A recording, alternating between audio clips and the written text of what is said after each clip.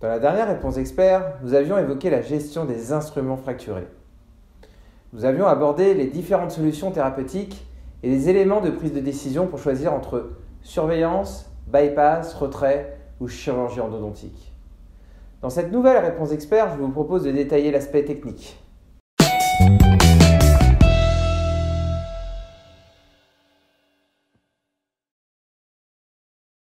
Quand le traitement endodontique doit être mené à son terme, malgré la présence d'un morceau d'instrument, la technique la plus appropriée dans un premier temps consiste à tenter de passer à côté de l'instrument. Pour bypasser un instrument, on peut utiliser des limes plus rigides que les Limca classiques. Les limes C+, de 0,6, 0,8 ou 0,10 sont par exemple intéressantes, car elles permettent d'obtenir un meilleur sens tactile et donc de mieux explorer tactilement l'espace entre le fragment et la paroi du canal. Elles ont l'avantage également de ne pas flamber trop facilement, le flambage étant la déformation de la lime résultant de la pression axiale exercée par la main de l'opérateur. La première tentative de bypassing peut se faire dans le cadre de réouverture canalaire classique et conservatrice.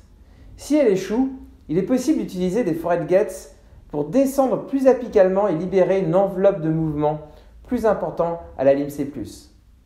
Il faudra bien faire attention au ressenti tactile qui doit nous faire reconnaître une sensation de lime qui se vise dans une brèche, le risque étant dans le cas contraire de provoquer une fausse route. L'élargissement du tiers cervical du canal est souvent nécessaire en fonction de l'instrument à bypasser et son rapport à la courbure radiculaire. Il est nécessaire parfois d'utiliser un grand nombre de limes pour obtenir une perméabilité. Une fois l'instrument dépassé, on peut réutiliser des Limca classiques afin d'obtenir la perméabilité apicale et de déterminer la longueur de travail. Une fois cette étape réussie, on ne peut pas dire que le plus dur est passé. Il va falloir réussir à obtenir nos objectifs de mise en forme sans fracturer un nouvel instrument et sans pousser l'instrument fracturé plus apicalement. Il faut donc sécuriser le chemin d'accès apical que l'on appelle également glide pass. Ce glide pass peut être facilement réalisé avec le contre-angle M4 de Sabre Nando. Cette pièce à main reproduit des mouvements alternatifs de gauche à droite sur des limes manuelles classiques. Il est utilisé avec une séquence de Limca de diamètre croissant et permet de sécuriser rapidement le canal en élargissant à un diamètre minimum de 20 centièmes. Une analyse de la situation est nécessaire à ce moment, afin d'évaluer le risque encouru que l'instrument ne se décroche et tombe plus apicalement. On analysera également les contraintes qui seront transmises à nos limes de rotation continue, afin de déterminer le risque d'une nouvelle fracture instrumentale. On décidera ainsi si on dépose l'instrument ou si on le laisse en place. Dans cette dernière hypothèse, quel est le type de mise en forme le plus approprié, manuelle ou rotative ? Si le bypass est infructueux, il faut tenter la dépose et l'élimination du fragment au sein du canal. Dans le cadre de la dépose, on est obligé de voir ce que l'on fait. Pour cela, on descend un foret de Gates 2 ou 3 jusqu'à l'instrument fracturé. On utilise un foret de Gates modifié pour créer une plateforme au niveau de la tête de l'instrument fracturé. La troisième étape consiste à dégager la tête de l'instrument. Elle peut se faire soit avec des trépans ou avec des limes ultrasonores. Dans le système EndoRescue destiné aux manœuvres de retrait d'un fragment et commercialisé par Comet, on retrouve un Gates modifié pour réaliser la plateforme et un trépan. Les trépans sont montés sur un contre-angle Endo et sont utilisés en sens anti-horaire à une vitesse de 300 tours minute.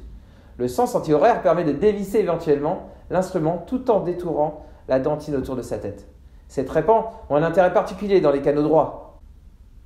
On peut également utiliser des limes ultrasonores de type ET25 ou K10 commercialisées par Acteon.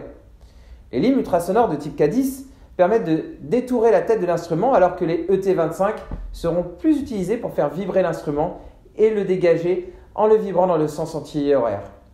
L'utilisation des ultrasons est particulièrement intéressante dans le cadre des instruments fracturés dans les courbures car il est possible de courber les inserts et de voir leur action au microscope opératoire.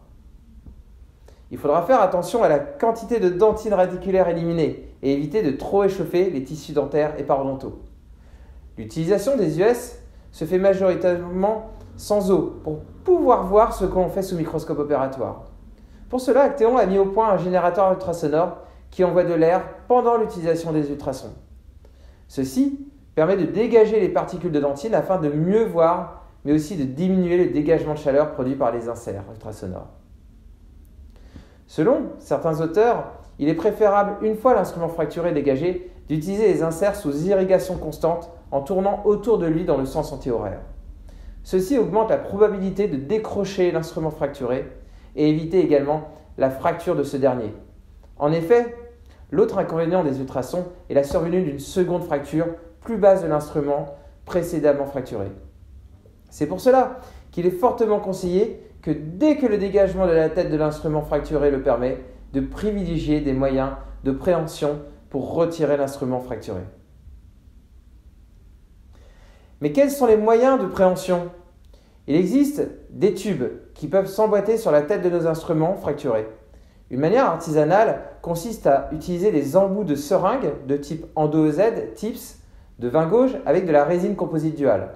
Il existe aussi des tubes avec un insert métallique à l'intérieur faisant office de coin. Les systèmes les plus connus sont l'IRS ou la trousse de chez Zumax. Enfin, on trouve des lassos qui sont emmenés avec un tube autour de l'instrument fracturé. Ces systèmes permettent de voir précisément la préhension de l'instrument. La trousse de Terauchi et le frag remover font partie de cette famille d'instruments. Une fois l'instrument fracturé retiré, il est nécessaire de continuer la mise en forme et pour cela, 2 précautions seront prises. 1. Ne pas recasser un instrument. Et pour cela, il suffit de resécuriser le canal. 2. Éliminer l'épaulement produit lors de la dépose autour de la tête de l'instrument. La tactique choisie, qu'il s'agisse de surveiller, bypasser, déposer ou de traiter chirurgicalement, doit être évaluée à chaque instant de notre intervention. Et c'est peut-être ça le plus difficile, c'est de ne pas s'obstiner dans une voie thérapeutique et être capable de changer de tactique. L'important n'étant pas la dépose de l'instrument, mais la survie de la dent à long terme.